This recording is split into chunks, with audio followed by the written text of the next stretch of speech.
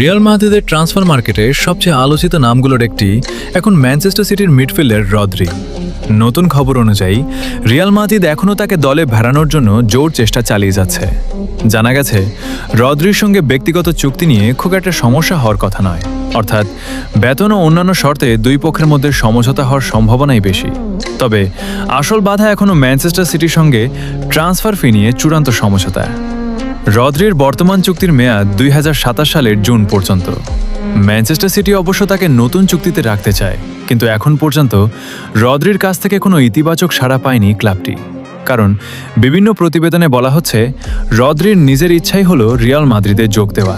তবে এখানেই গল্প শেষ নয়। যদি এই গ্রীষ্মেই কোনো সমঝোতা না হয়, তাহলে ম্যানচেস্টার সিটি রদ্রিকে জোর করে বিক্রি করতেই হবে এমন কোনো সিদ্ধান্তে নেই, বরং তারা চাইলে তাকে নতুন চুক্তি ছাড়াই আগামী মৌসুমে খেলাতে পারে। সেক্ষেত্রে রদ্রি চুক্তির শেষ বছরে প্রবেশ করবেন এবং ভবিষ্যতে তার ট্রান্সফার নিয়ে পরিস্থিতি আরও জটিল হয়ে উঠতে পারে। এখন দেখার বিষয়, শেষ পর্যন্ত রিয়াল মাদ্রিদ কি ম্যানচেস্টার সিটিকে রাজি করিয়ে রদ্রিকে দলে নিতে পারে, নাকি সিটি তাদের অন্যতম সেরা মিডফিল্ডারকে আরও এক মৌসুম ধরে রাখবে।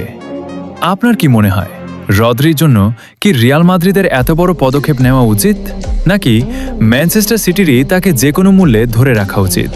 আপনার মতামত কমেন্টে জানাতে ভুলবেন না। আর ফুটবলের সর্বশেষ খবর সবার আগে পেতে আমাদের চ্যানেলটি সাবস্ক্রাইব করুন।